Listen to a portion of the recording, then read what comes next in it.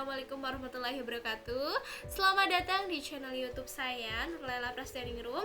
Nah, untuk kali ini saya akan melanjutkan mengenai materi kelas 11 ya. Karena ini saya mengampu untuk kelas 11, saya akan menjelaskan mengenai materi yang pertama di kelas 11, yaitu pendapatan nasional dan juga pendapatan per kapita. Dengan kompetensi dasar 3.1, yaitu menganalisis konsep dan juga metode penghitungan pendapatan nasional.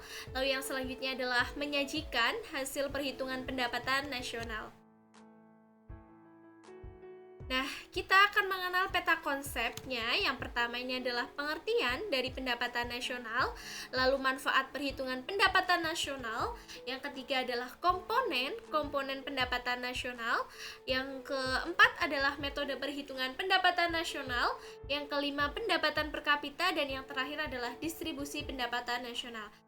Nah, untuk hari ini kita akan belajar yaitu terkait dengan apa saja ya.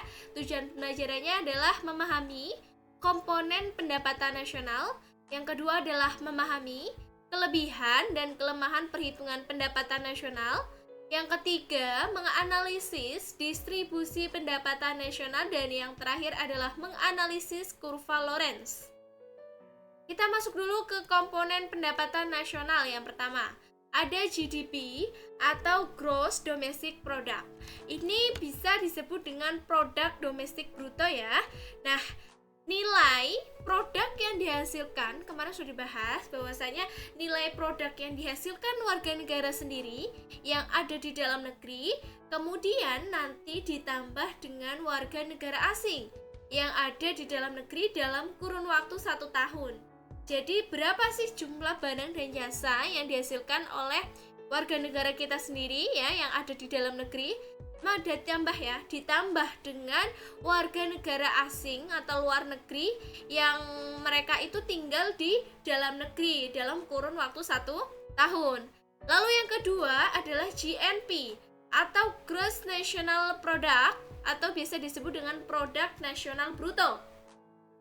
Di sini merupakan nilai produk yang dihasilkan warga negara sendiri di dalam negeri dan warga negara sendiri yang ada di luar negeri ya dalam waktu 1 tahun. Nah, GNP adalah rumusnya GDP ditambah Net Foreign Factor. Jadi sebelum kita mencari GNP, kita harus tahu dulu Net Foreign Factornya, yaitu dengan cara pendapatan WNI di luar negeri dikurangi dengan pendapatan warga negara asing yang mereka itu di dalam negeri, seperti itu. Lalu selanjutnya adalah NNP atau Net National Product atau produk nasional bersih. Ini adalah pengurangan dari ya GNP nanti dikurangi dengan penyusutan dan perbaikan barang modal. Biasanya hanya ada penyusutan. Jadi nanti adik-adik GNP dikurangi dengan penyusutan. Selanjutnya adalah Net National Income atau NNI ya, pendapatan nasional neto. Jadi biasanya kalau NNP itu dikurangi dengan pajak tidak langsung ya, biasanya dikurangi pajak tidak langsung. Lalu yang selanjutnya adalah PI atau Personal Income, itu adalah pendapatan perseorangan. Nah, NNI biasanya ini ada banyak tetek bengeknya ya, ada dana sosial, ada pajak perusahaan, ada laba yang ditahan, dan juga nanti ada transfer payment, itu yang berasal dari pemerintah. Nah, untuk dana sosial, pajak perusahaan, laba yang ditahan, kemudian itu ditambah dulu ya, ditambah dulu. Nah, kemudian nanti baru dikurangi dengan nilai dari NNI-nya. Nah, nanti ditambah dengan transfer payment, karena transfer payment itu menambah ya di sini ya pendapatan yang diterima oleh masyarakat atau rumah tangga. Selanjutnya ini bisa menjadi salah satu yang terakhir ya, disposable income. Kalau misalnya nggak ada yang dikonsumsi itu berapa gitu ya, berarti DI itu yang terakhir. Itu dihasilkan dari PI atau personal income, itu dikurangi dengan pajak langsung atau pajak personal itu ya. Nah, ini adalah perhitungan untuk GDP nanti ya, ditambah dengan pendapatan neto terhadap luar negeri atas faktor produksi. Jadi itu sudah net foreign factor ya, NFF ya, net foreign factor, kemudian nanti menghasilkan GNP. Situ ditambah ya. Jadi ketika pendapatan netonya positif, maka ditambah. Tapi jika net foreign factor atau pendapatan netonya negatif, maka dikurangi. Seperti itu. Karena ketika positif bertemu dengan negatif, dia akan kalah, makanya dikurangi. Kemudian nanti kita masuk ke NNP ya, atau produk nasional neto. Itu pengurangan dari GNP, kita kurangkan dengan penyusutan. Selanjutnya ada NNI atau pendapatan nasional bersih. Itu adalah hasil dari NNP, kita kurangkan dengan pajak tidak langsung, maka ketemu di situ NNI-nya. Nah, di situ kemudian ada laba ditahan, iuran jaminan sosial, lalu ada asuransi. Nah, semua itu ditambah dulu, berapa hasilnya? Nah, sudah ketemu, nanti dikurangkan dari NNI tadi berapa? Dikurangkan dengan hasil penjumlahan laba ditahan, iuran jaminan sosial, dan asuransi, gitu ya. Setelah ketemu berapa hasilnya, nanti kita tambahkan dengan transfer payment, seperti itu. Nah, maka ketemu pendapatan perorangan atau personal income di situ. Nah, sudah ya, ketemu di situ, maka kita lihat lagi, ada pajak langsung. Berapa pajak langsungnya? Kita kurangkan. Ketemulah pendapatan bebas atau disposable income. Nah, di sini ada soal ya. Data-data pendapatan nasional dari suatu negara tahun 2019 sebagai berikut. Yang pertama, produk domestik brutonya 13.400 miliar. Produk neto luar negerinya di situ adalah negatif. Artinya warga negara asingnya itu menang ya. Makanya negatif. Menjadi 400 miliar. Dan kemudian pajak langsungnya 800 miliar, pajak tidak langsungnya 1.500 miliar, penyusutan barang modalnya 240 miliar, iuran asuransinya 450 miliar, laba ditahannya 250 miliar, pajak perseroannya 100 miliar, dan yang terakhir adalah transfer paymentnya 250 miliar. Seperti itu ya. Kemudian carilah data di atas dengan beberapa besaran ya. Yang dicari yang pertama ini adalah GNP, yang kedua adalah NNP, yang ketiga adalah NNI, yang keempat PI, dan yang terakhir adalah DI. Sekarang kita masuk ke pembahasan terkait dengan perhitungan soal yang tadi. Yang pertama adalah menghitung GNP. Nah, tadi di soal sudah diketahui bahwasanya di GDP-nya itu 13.400 miliar ya.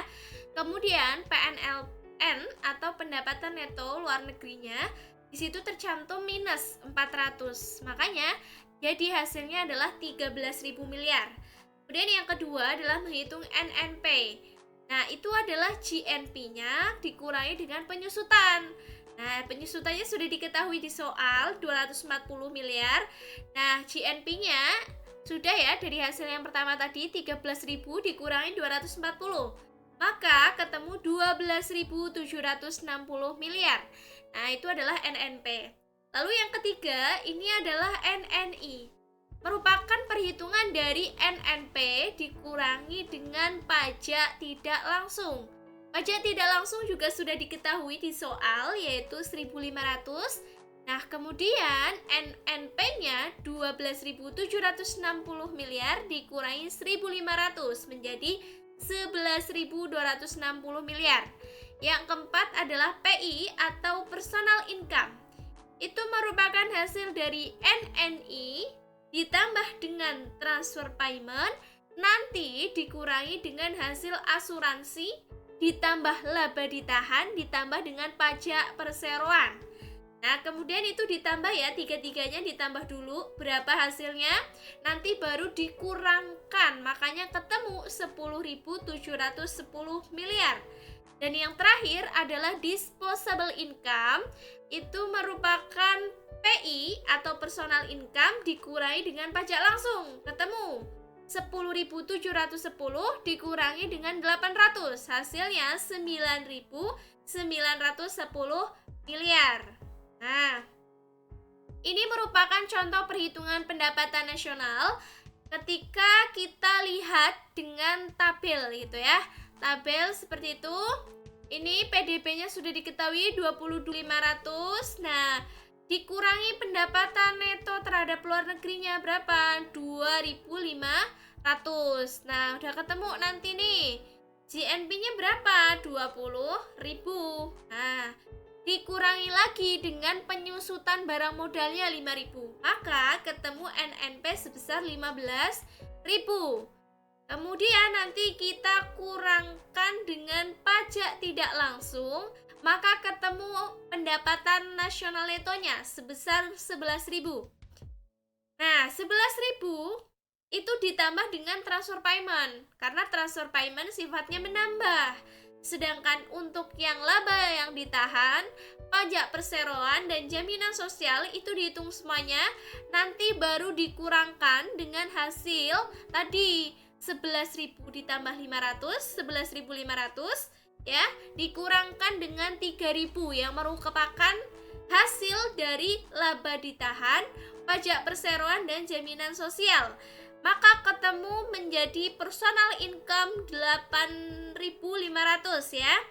Nah, kemudian dikurangi dengan pajak langsungnya 2.000, ketemu DI atau disposable income-nya sebesar 6.500. Ya. Nah, sudah ketemu DI-nya, kita kurangkan lagi dengan tabungannya sebesar 1.500, maka tingkat konsumsinya sebesar 5.000. Itu. Nah, kita masuk ke teori, ada kekurangan atau kelemahan perhitungan pendapatan nasional. Yang pertama, tidak memperhitungkan nilai dari kegiatan ekonomi yang tidak melalui transaksi pasar. Karena memang di sini ada beberapa metode perhitungannya ya, yang dilihat itu hanya pendekatan berdasarkan pendapatan, yang rumusnya itu kemarin sudah dipelajari, kemudian pendekatan pengeluaran ya, pendekatan pendapatan pengeluaran, dan yang terakhir adalah pendekatan berdasarkan produksi ya. Ya, kemudian yang kedua di sini tidak memperhitungkan nilai dari kegiatan yang melalui transaksi pasar tapi ilegal. Jadi nilai-nilai yang berasal dari kegiatan transaksi pasar padahal dia itu ini dalam konotasinya adalah ilegal ya, itu tidak diperhitungkan, makanya itu tidak secara real. Nah, perhitungannya tidak secara real. Lalu yang ketiga, ini tidak dapat menjelaskan distribusinya di kalangan penduduk atau rakyat. Nah, karena di sini pendapatan nasional itu sifatnya menyeluruh. Nah, makanya tidak bisa kita lihat distribusinya.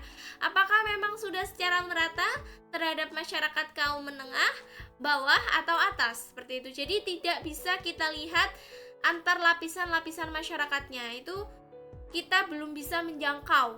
Nah, makanya itu masuk ke kelemahan perhitungan pendapatan nasional. Selanjutnya adalah pendapatan per kapita, merupakan tingkat rata-rata pendapatan penduduk suatu negara di periode tertentu, yaitu dengan cara membagi jumlah pendapatan nasional kita bagi dengan jumlah penduduknya. GNP-nya tadi udah ketemu ya. GNP itu hasil dari GDP ditambah net foreign factor-nya. Ketemu GNP, kita bagi dengan jumlah penduduk, maka ketemu pendapatan per kapita. Itu. Yang selanjutnya, ini adalah pengelompokan negara berdasarkan pendapatan per kapita tahun 2018 ya, oleh Bank Dunia.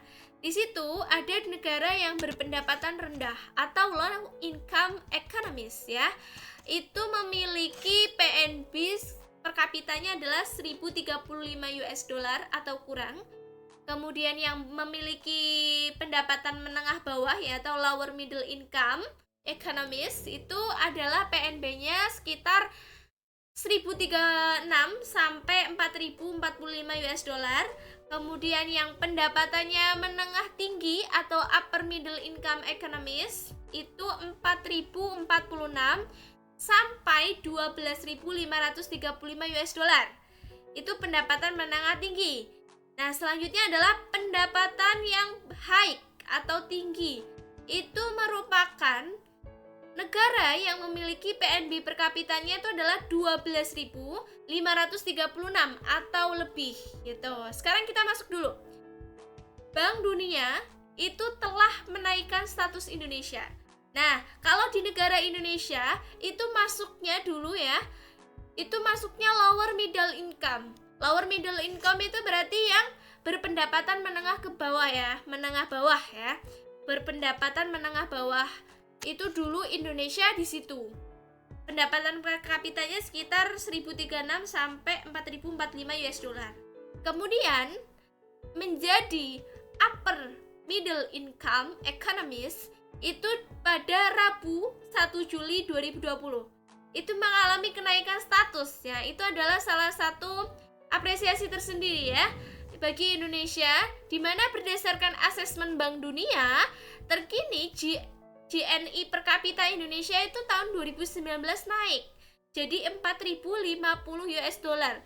Di mana posisi sebelumnya itu adalah 3.840 US dollar adik-adik. Jadi kenaikan status Indonesia ini merupakan bukti atas ketahanan ekonomi Indonesia dan kesinambungan pertumbuhan yang terjaga dalam beberapa tahun terakhir. Hal ini merupakan salah satu kerja keras dari masyarakat dan juga pemerintah Indonesia dalam upaya untuk terus mendorong pertumbuhan ekonomi yang inklusif, berkualitas dan berkelanjutan. Makanya Indonesia bisa mencapai ke yang pengelompokan ketiga ya, yang sudah mencapai upper middle income economies. Itu adalah salah satu bukti bahwasanya kita mampu gitu ya untuk mengejar ketertinggalan. Selanjutnya kita masuk ke distribusi pendapatan nasional ya, merupakan unsur yang berguna untuk mengetahui tinggi rendahnya kesejahteraan atau kemakmuran suatu negara. Jadi ketika kita tahu tingkat pemerataan distribusi pendapatan suatu negara, kita akan menemukan salah satu grafik ya yang dinamakan kurva Lorenz. Itu merupakan kurva yang menunjukkan hubungan antara distribusi jumlah penduduk dengan distribusi pendapatan. Kita belajar selanjutnya ya. Dan di sini ada dua indikator. Ketika kita mengenal distribusi pendapatan nasional, ada dua cara untuk menghitung tingkat ketimpangan, yaitu dengan koefisien Gini atau indeks Gininya ya. Selanjutnya kita masuk ke distribusi pendapatan nasional. Ini adalah koefisien Gini ya, di mana semakin besar indeks Gininya, maka semakin timpang atau tidak merata distribusi pendapatannya. Jadi ketika semakin menjauh dari titik 0 ya, maka dia dikatakan semakin timpang. Semakin kecil indeks Gini, itu semakin merata. Itu adalah antara 0 sampai 1.